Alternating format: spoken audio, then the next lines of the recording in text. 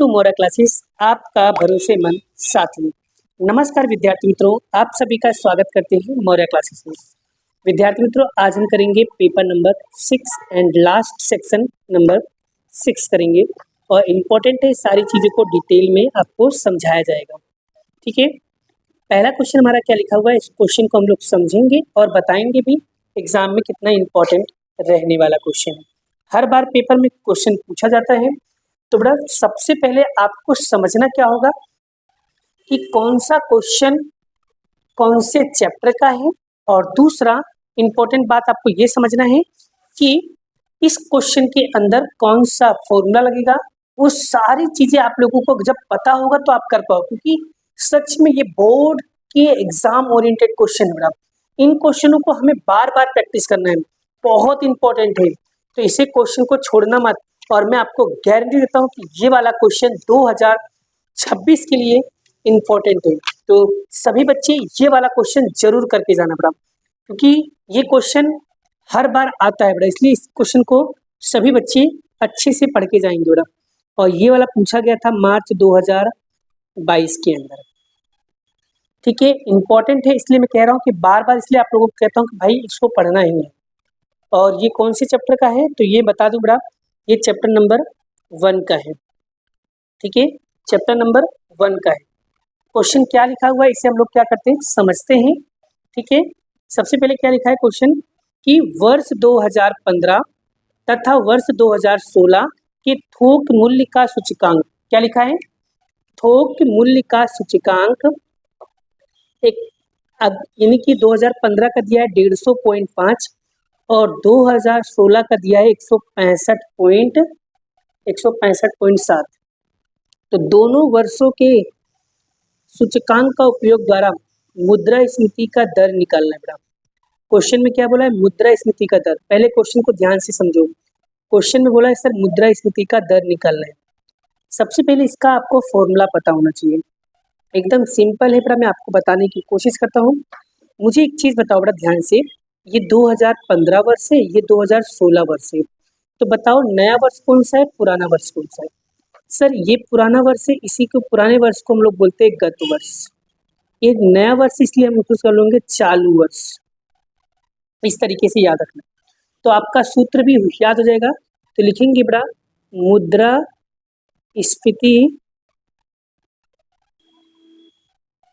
दर, मुद्रास्फीति दर बराबर, सूत्र क्या लिखोगे बड़ा, क्या लिखोगे, चालू वर्ष का थोक मूल्य सूचकांक। ठीक है, चालू वर्ष का थोक मूल्य का सूचकांक, ठीक है, माइनस गत वर्ष का, क्या आएगा बेटा, यहाँ पर वर्ष आएगा, वर्ष का थोक मूल्य का सूचकांक। ठीक है, और बटे में लिखेंगे गत वर्ष का थोक मूल्य सूचकांक। क्या लिखेंगे, सूचकांक। बड़ा राइटिंग थोड़ी सी मेरी गंदी है, तो समझने का प्रयास करना। और गुणे में क्या करेंगे हम लोग, 100। बड़ा सूत्र कैसे याद करना है, चालू वर्ष का, क्या लिखा है, चालू वर्ष का थोक मूल्य का सूचकांक, गत वर्ष का सूचकांक और गत वर्ष का थोक मूल्य का सूचकांक। याद हो जाएगा। अब देखो बड़ा, एकदम सिंपल सा लॉजिक क्वेश्चन बेटा, कैसे करोगे बड़ा, देखो निकालेंगे, देखो कैसे लिखो बड़ा, तो बराबर, चलिए 2005 मतलब गत वर्ष कितना दिया भाई, 150 पॉइंट यानी 150.2 और चालू वर्ष कितना दिया, 165.7 लिखा है। तो यानी चालू वर्ष पहले बोला, पहले क्या बोला, चालू वर्ष दिया है 165.7 माइनस गत वर्ष कितना दिया है 150.2 और गत वर्ष कितना दिया है 150.2। बोलो यहाँ तक क्लियर बड़ा। अब हम क्या करेंगे, ध्यान से समझना बड़ा, क्या करना है बड़ा, 165.7 में से 150.2 माइनस करो बड़ा, तो कितना आएगा 15.5 बटे में 150.2 और गुणे में करना है 100। ठीक है, और बड़ा भाग दो, 15.5 में गुणा करना है 100 का और डिवाइड करेंगे हम लोग कितना 150.2, तो कितना उत्तर आएगा बड़ा, तो उत्तर आएगा 10.3196, यानी हमारा आंसर आएगा 10.32। 10.32 यही क्या होगा, इसका राइट आंसर होगा। और दर बोले तो हमेशा याद रखना इसको प्रतिशत में लिखना होगा। लिखेंगे मुद्रास्फीति दर आपको मिलेगा 10.32% होगा। बोलो बेटा, इस तरीके से इसको निकालना है। आई होप, आशा करता हूँ बेटा आपको ये चीज़ें समझ में आ गया है। अगर बेटा वीडियो समझ में आए तो वीडियो को जरूर लाइक करना बेटा, बहुत इंपॉर्टेंट है और सारे कॉन्सेप्ट आपको समझ में भी आ रहा है। समझ में आ रहा है ना? देखो, अगर बेटा मेरी राइटिंग में थोड़ी सी गलत हो या समझ में ना आए तो आप लोग क्या करना, मेरे वर्ड पे फोकस करना, मेरे शब्दों पे फोकस करना, आपको अच्छे से समझ में आ जाएगा। ठीक है, आगे बढ़े, चलिए नेक्स्ट क्वेश्चन क्या लिखा है बेटा, उसे भी समझ लेते हैं। लिखा है सहसंबंधांक के गुणधर्म बताइए। यहाँ पर कोई भी 4 गुणधर्म लिख दोगे तो भी चलेगा। तो क्या बोला है, गुणधर्म बोला है। तो पहला है इसकी गुणधर्म मतलब इसकी विशेषता बताना है बेटा। चलिए, पहला पॉइंट क्या है, सहसंबंध गुणांक का महत्तम परिणाम कितना होता है 1 और न्यूनतम परिणाम कितना होता है 1। सॉरी, न्यूनतम होता है -1। ठीक है, यानी हमारा जो आंसर होता है वो -1 से +1 के बीच में होता है। तो इस तरीके से -1 less than r less than 1, यानी r की कीमत -1 से +1 के बीच में होता है। तो आई होप पहला पॉइंट आपको क्या हुआ होगा, याद हो गया होगा। दूसरा, x और y के बीच का सहसंबंध गुणांक में r जो है वो xy और y और x के बीच के सहसंबंध गुणांक में y और x, यानी दोनों कैसे होंगे, हमारे समान होंगे। अर्थात चाहे r बराबर xy लिखो चाहे r बराबर y और x लिखो, दोनों हमारे कैसे होंगे, समान ही होंगे। ठीक है, एंड तीसरा पॉइंट, उद्गम बिंदु और परिणाम माप दोनों में परिवर्तन का प्रभाव सहसंबंध गुणांक के परिवर्तन में कोई परिवर्तन नहीं पड़ता। यानी अगर उद्गम बिंदु और प्रमाप माप दोनों में अगर परिवर्तन हो तो सहसंबंध के गुणांक में कोई भी परिवर्तन देखने को नहीं पड़ेगा, क्योंकि आपको पता है r बराबर r, x जो है वो u के बराबर है और y बराबर जो u, तो यानी दोनों कैसे होंगे, हमारे बराबर। तीसरा, चौथा पॉइंट क्या है, सहसंबंध गुणांक का जो चिन्ह का आधार दोनों चलों के बीच में कैसा होता है, विचरण होता है, यानी कोवी xy पर रहता है। एंड पांचवा, सहसंबंध गुणांक का कैसा होता है, निरपेक्ष माप होता है।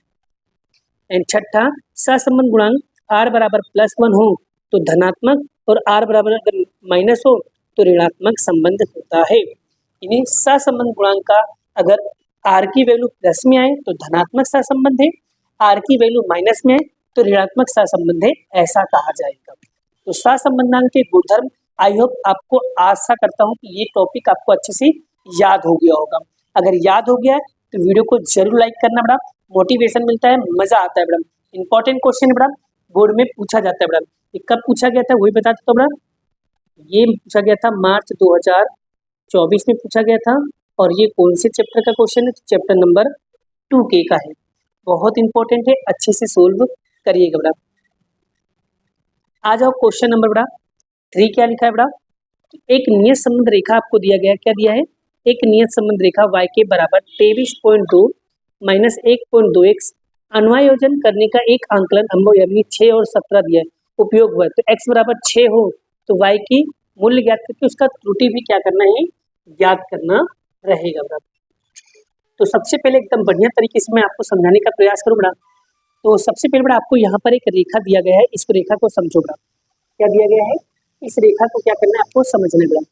तो सबसे पहले क्या करेंगे, ये रेखा हम क्या करेंगे, लिखेंगे, यानी कि y बराबर 23.2 -1.2x, और यहाँ पर ये x की वैल्यू और ये y की वैल्यू, आपको x की वैल्यू आपको दिया हुआ है, तो हम क्या करेंगे, x बराबर 6 लेने पर, ये जहाँ पर भी x दिखाई देगा वहाँ पर क्या लिखेंगे, 6 लिखेंगे। तो y के बराबर 23.2 माइनस 1.2 x की जगह पे लिखेंगे 6। तो 23.2 और 1.2 का क्या करना है, 6 से गुणा करने का। तो यहाँ पर कितना आएगा 7.2 और 23.2 में से 7.2 माइनस करेंगे कितना आएगा 16, यानी y के कितना आएगा भाई हमारा 16 आ गया। ठीक है, अब देखो बड़ा यहाँ तक तो क्लियर होगा। अब क्या बोला है सर, त्रुटि निकालो। क्या बोला है, त्रुटि, y की वैल्यू क्यों दी, क्योंकि आपको पता है यही हमारा क्या है, y की वैल्यू है।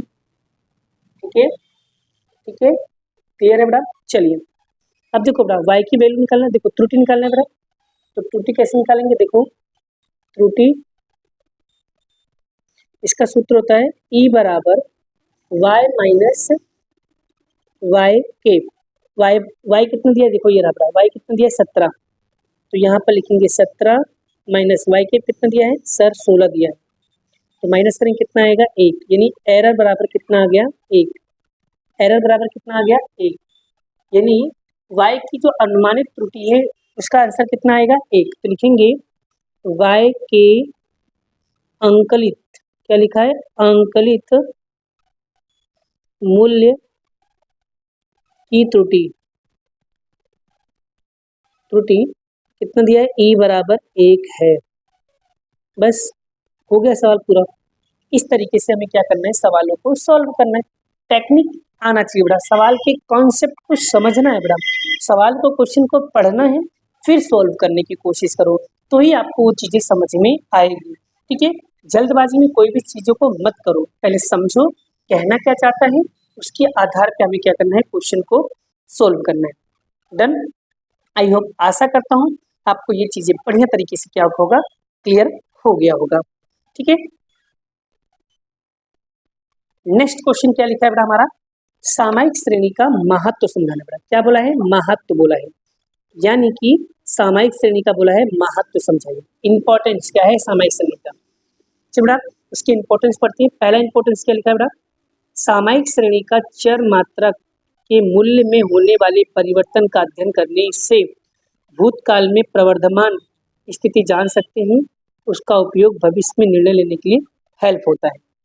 यानी सामयिक श्रेणी की चर मात्रा में, अगर चर मात्रा के मूल्य में अगर कोई भी परिवर्तन होता है तो भूतकाल में यानी वर्तमान में क्या स्थिति जान सकती है, उसका उपयोग हम भविष्य में निर्णय लेने में हेल्प करता है। कि भाई अगर जो चीज़ हमने भूतकाल में गलती की वो गलती हम वर्तमान में नहीं करेंगे, इससे क्या होता है, निर्णय लेने में थोड़ी सी आसानी होती है।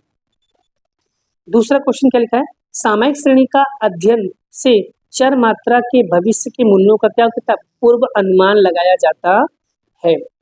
तीसरा, सामयिक श्रेणी के अध्ययन की सहायता से व्यापारिक पीढ़ियां, औद्योगिक ग्राफ और सरकारी तंत्र और नीति विषयक निर्णय ये सभी विकास, भविष्य के विकास की योजना के लिए क्या करते, आयोजन कर सकते हैं।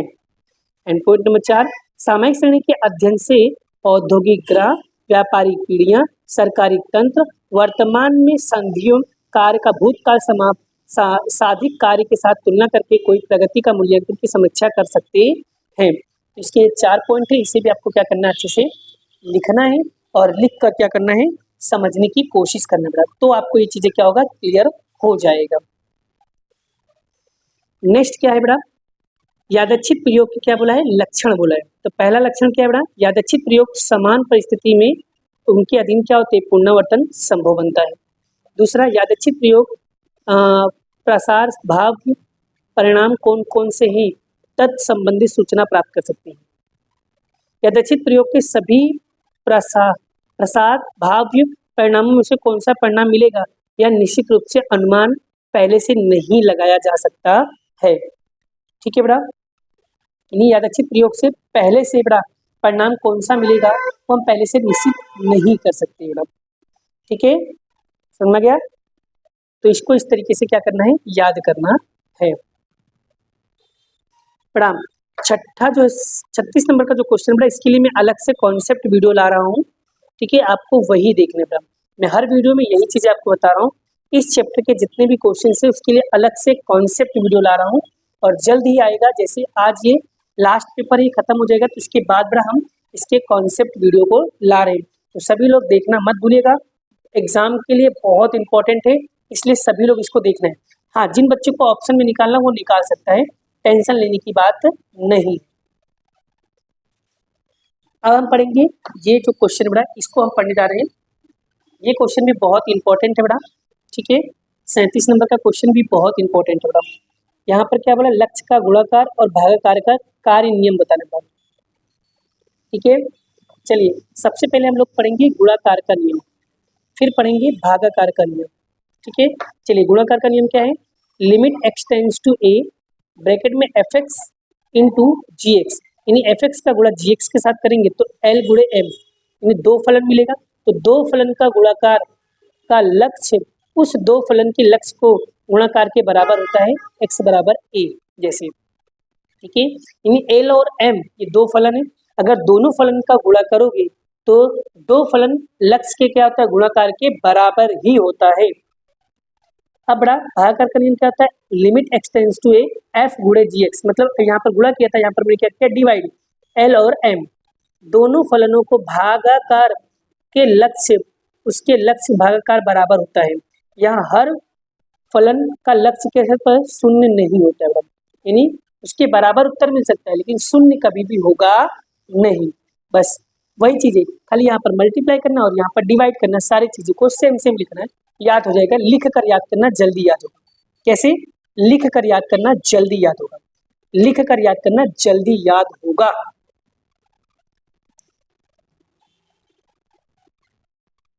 चलिए बेटा अब हम पढ़ेंगे क्वेश्चन नंबर 38, थोड़ा सा इंपॉर्टेंट है, इसको ध्यान से समझना बेटा। कभी तक आज तक कभी बोर्ड में नहीं पूछा गया बेटा क्वेश्चन, तो इतना भी बेटा आप टेंशन मत लेना, ठीक है बेटा। हाँ इतना भी टेंशन, देखो क्वेश्चन क्या लिखा है, कोष्टक से विधि से सिद्ध कीजिए limit x tends to -1 3 x plus 1 का अस्तित्व में नहीं है, मतलब अस्तित्व में नहीं है, तो नहीं है तो हमें क्या करना पड़ेगा, चेक करना पड़ेगा। चलिए हम कोष्टक के माध्यम से बनाते हैं। तो हमने क्या किया, कोष्टक की विधि बोला है, इसलिए हमने क्या किया, कोष्टक बना लिया है। कौन सी विधि बोला भाई, कोष्टक की विधि बोला है सर, तो कोष्टक बना लिए। तो आपको कैसे बनना, देखो यहाँ पर क्या लिखा है, माइनस का 1 लिखा है बेटा, जो भी यहाँ पर लिखा हो वही आपको मानना है। तो यहाँ पर लिखेंगे एक्स बढ़े, एक्स क्या हो बढ़े तो -1 तरफ, एक्स घटे तो -1 तरफ, बढ़े तो इस तरीके से, घटे तो इस तरीके से लिख देना आपको, ठीक है। हेलो सर, आज तो क्या बोलते हैं टेस्ट है बच्चों का। हाँ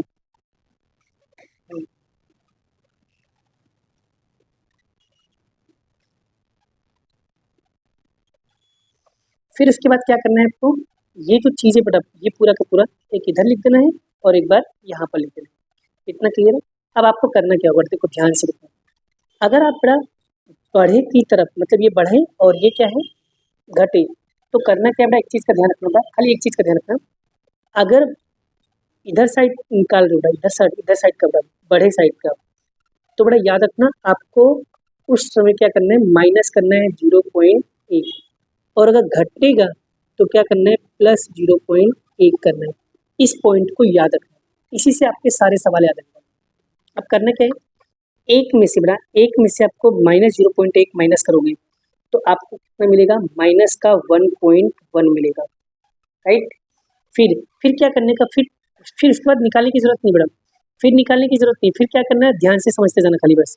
फिर क्या करना है, खाली ऐसे लिखना है और ये पॉइंट लगा के एक जीरो लगा के एक बढ़ा देना, फिर वापस से ऐसे लिखना है, फिर 2 जीरो लगा के एक बढ़ा देना, फिर वैसे लिखना है, फिर 3 जीरो बढ़ा के ऐसे एक लिख देना और ऐसे डेश कर देना, बस 4 तक निकालने के बाद, कितना निकालने का, 4 तक, एक एक आए तो 0 0 बढ़ाने के बाद। और दूसरा इसमें अगर -1 में 0.1 क्या करूँगा, प्लस करूँगा, तो हमारा जो आंसर आएगा बेटा वो माइनस का 0.9 आएगा। अब क्या करना है, तो एक निकल गया, क्या करने का, खाली 0.99 बढ़ाते जाने का, यहाँ पर 9 आएगा, फिर -0.999, फिर -0.999 और 9, इस तरीके से क्या करेंगे हम लोग, बढ़ाते चले जाएंगे बेटा। बोलो यहाँ तक क्लियर है, ये हो गया। अब ये हो जाए ना, अब आपको करना क्या बेटा, ये जो अब आपको क्या करना है, ये जो एफ एक्स की वैल्यू निकालना है बेटा, यानी कि इसकी वैल्यू कैसे निकालोगे, तो ये जो एक्स की वैल्यू है ना, पहले एक्स की जगह पे क्या रखेंगे, ये रखेंगे बेटा। तो हमको इसको सोल्व करना है, देखो कैसे सोल्व करना है, मैं सोल्व करके दिखा रहा हूँ, खाली एक बता रहा हूँ बेटा। देखो देखो आपका लिमिट क्या दिया बड़ा, देखो लिमिट x टेंस टू क्या दिया बड़ा, 1 दिया है, -1 दिया है, ठीक है।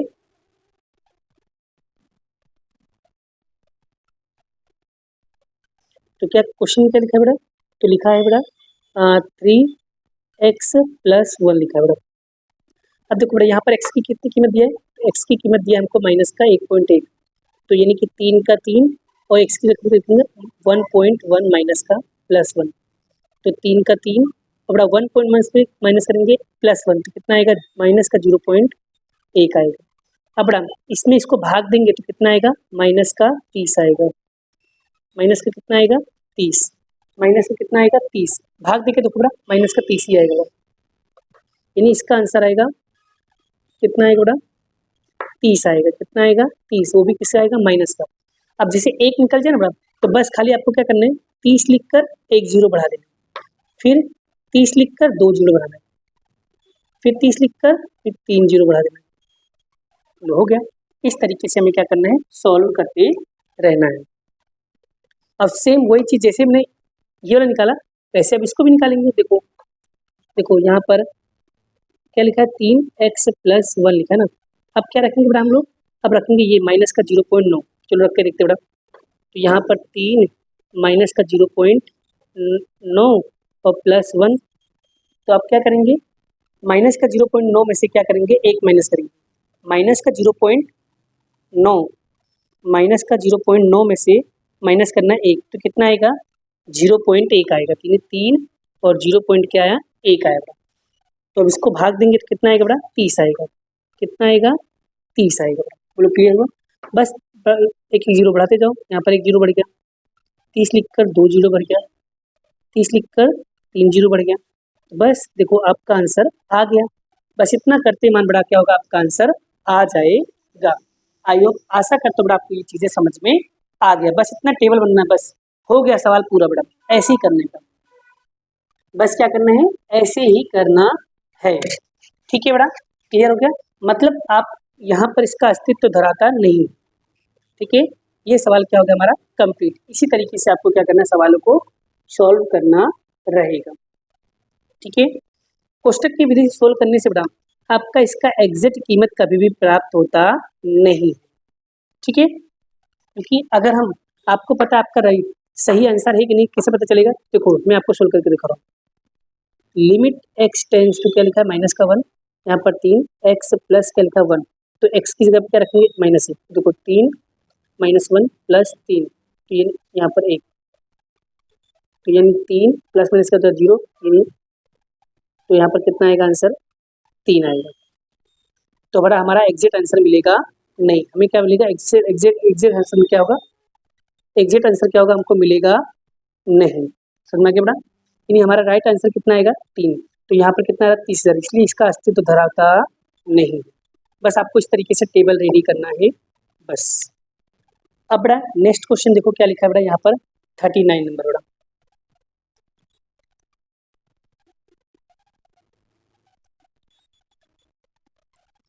नंबर पे क्या लिखा है बड़ा, इस क्वेश्चन को सॉल्व करने बड़ा।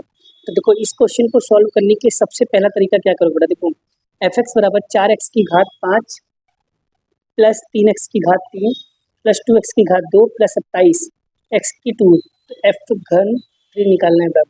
तो सबसे पहले बड़ा ये जो x² बड़ा इसको हटाना पड़ेगा बड़ा, कैसे हटेगा देखो एक तरीका बता रहा हूँ बड़ा, f(x) बराबर 4x की पावर 5 प्लस 3x की पावर 3 प्लस 2x की पावर 2 प्लस 27, ये जो x² इसका मतलब ये सभी के बटे में है, तो यानी इसके बटे में भी है और ये इसके बटे में भी है और ये इसके बटे में भी है और ये इसके बटे में भी है। तो कैसे करेंगे बड़ा ध्यान रखिएगा, यहाँ पर 5 घात है और यहाँ पर 2 घात है, तो आपको पता है जब ऊपर नीचे होता है इसका मतलब डिवाइड है, तो बड़ा 5 में से 2 माइनस करो कितना आएगा 3 आएगा, तो इधर क्या बचेगा 4x की पावर 3 बचेगा, प्लस यहाँ पर 3 है यहाँ पर 2 है, तो 3 में से 2 माइनस करो कितना आएगा 1, 3x आएगा बड़ा, और प्लस ये x² से x² कट गया तो क्या बचेगा 2 बचेगा, और यहाँ पर ये तो बड़ा ये क्या है बड़ा, अब देखो ये जो है तो कटेगा नहीं, तो ये वाला क्या हो जाएगा ऊपर चले जाएगा। जब याद रखना जब भी नीचे वाला चीज़ ऊपर जाता है तो क्या होता है, माइनस में हो जाता है, यानी ये हो जाएगा 27 एक्स की पावर क्या हो जाएगा, माइनस का 2 हो जाएगा, तो ये बनेगा आपका एफ एक्स। बोलो यहाँ तक क्लियर है। उसके बाद क्या करना है, अब हमें निकालना बोला कि एफ डैश एक्स निकालना, तो यहाँ पर इसका फर्स्ट डेरिवेटिव निकालेंगे, फर्स्ट विकलन, तो 4 3 कितना हो जाएगा 12 एक्स की पावर 2, और यहाँ पर हो जाएगा 3, और यहाँ पर संख्या है तो क्या आएगा 0, तो यहाँ पर 27 गुना कितना हो जाएगा भाई साहब, 27 गुना कितना हो जाएगा 54, ठीक है, और प्लस माइनस क्या होगा, माइनस का 54 एक्स की, और माइनस है तो यहाँ पर कितना हो जाएगा +3। याद रखना, माइनस हो तो घात बढ़ जाता है, प्लस हो तो घात कम हो जाता है, ये चीज़ माइंड में फिट करना पड़ा। फिर से, अगर पावर में 3 हो तो घात क्या हो जाएगा, घट जाएगा, मतलब प्लस में हो तो कम हो जाएगा, माइनस में हो तो बढ़ जाएगा, ये नियम याद रखना। फिर से, पावर अगर 3 हो प्लस में हो तो कम हो जाएगा, माइनस में हो तो घात बढ़ जाएगा, इसे याद रखना। इसका कॉन्सेप्ट भी है, कॉन्सेप्ट अगर आपको समझना है तो इसके लिए अलग से फॉर्मूला बताना पड़ेगा मुझे, ठीक है, ठीक है, समझ में आ गया। अगर आपको जानना ही है तो मैं आपको समझा भी दूंगा, कोई दिक्कत की बात नहीं है, ठीक है। आगे बढ़ते बढ़ा हम लोग, फिर यहाँ पर देखो कैसे लिखेंगे, 12 एक्स की पावर 2 प्लस 3, और यहाँ पर प्लस माइनस क्या होगा, माइनस 54 एक्स की पावर माइनस 3, तो यहाँ पर फिर से लिखेंगे बड़ा, तो 12 एक्स की पावर 3 प्लस 3 माइनस, अब बड़ा 54 का 54, ये जो घात कहाँ से लाया था बड़ा, ये हमने नीचे से लाया था, इसको वापस से नीचे भेजेंगे तो ये माइनस का ही अपने आप क्या जाएगा, नीचे जाएगा तो प्लस हो जाएगा, तो ये बड़ा बन गया हमारा, ये हमारा क्या बन गया, एफ डैश एक्स। अब कह रहे हैं कि जो भी उत्तर आएगा उसमें हमें कितना पुट करना है, 3 लिखना, एक्स की जगह पे क्या रखना है, 3 रखना है, तो यहाँ पर लिखेंगे बड़ा एक्स इज इक्वल टू 3, तो जहाँ पर भी एक्स दिखेगा वहाँ पर क्या लिखेंगे 3, तो 12 की जगह पे एक्स की जगह पे लिखेंगे 3 की घात 2, यहाँ पर क्या आएगा बड़ा,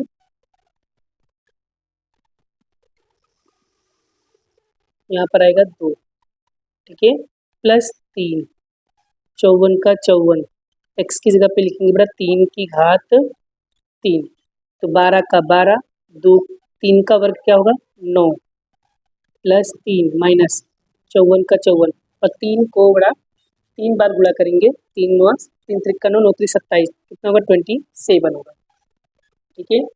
फिर इन 12 9 कितना होगा 108, प्लस 3, अब बड़ा इसको क्या करेंगे, कट करेंगे, तो 27 गुना कितना हो जाएगा 54 हो जाएगा, यहाँ पर क्या आएगा 2, तो यहाँ पर क्या लिखेंगे 108, 3 में से 2 माइनस लो कितना आएगा 1 आएगा, प्लस का 1, तो 108 में 1 जोड़ो कितना आएगा 109, यानी आपका राइट आंसर कितना आएगा 109 आएगा, यही क्या होगा इसका फाइनल आंसर होगा। आई होप, आशा करता हूँ बड़ा आपको ये चीज़ें समझ में आ गया है, और बड़ा अगर फिर भी समझ में नहीं आए तो एक बार इस वीडियो को फिर से समझने की कोशिश करना, आपको डेफिनेटली क्वेश्चन आ जाएगा। और बड़ा अगर बच्चों को कन्फ्यूजन हो कि सर ये ऊपर गया माइनस कैसे बना और माइनस का +3 कैसे हो गया, ये कॉन्सेप्ट समझना है तो इसके लिए फॉर्मूला होता है बड़ा, वो कॉन्सेप्ट को समझना होगा। अगर आपने नहीं सीखा है तो बड़ा मैंने इसके लिए कॉन्सेप्ट वीडियो बनाया है, और ठीक है, आप प्ले लिस्ट में जाके देखिए, चैप्टर नंबर 5 सिलेक्ट कीजिए, उसके अंदर मैंने इस चैप्टर का कॉन्सेप्ट वीडियो बनाया कि सर यहाँ पर -3 कैसे आया है, माइनस हो तो प्लस में कैसे होगा और प्लस होगा तो कम कैसे होगा, वो सारे कॉन्सेप्ट मैंने समझाए हुए हैं, ठीक है। अगर आपको सीखना है तो बड़ा आप लोग प्ले लिस्ट में जाइए, वहाँ पर वो चैप्टर को सिलेक्ट कीजिए, आपको सारी चीज़ें क्या हो जाएगी, क्लियर हो जाएगा। इस बात का माइंड में फिट करना बड़ा, ठीक है। अगर कोई डाउट हो या कोई कन्फ्यूजन हो तो बड़ा कमेंट बॉक्स में जरूर कमेंट करना, मैं आपके सारे डाउट्स क्या करूँगा, क्लियर करूँगा। देखो बड़ा कुछ भी करो, आपका कॉन्सेप्ट क्लियर होना चाहिए, आपको वो चीज़ें आना चाहिए बस, ठीक है। कहने का मतलब कैसा कि मैं जो भी चीज़ें आपको कराऊँ वो चीज़ें आपके माइंड में आना चाहिए, आपको समझ में आना चाहिए, बस यही मेरा मेन मोटिव होता है बड़ा, ठीक है। अभी के लिए इतना ही, मिलते हैं नेक्स्ट वीडियो में नेक्स्ट लेक्चर के साथ। राधे राधे।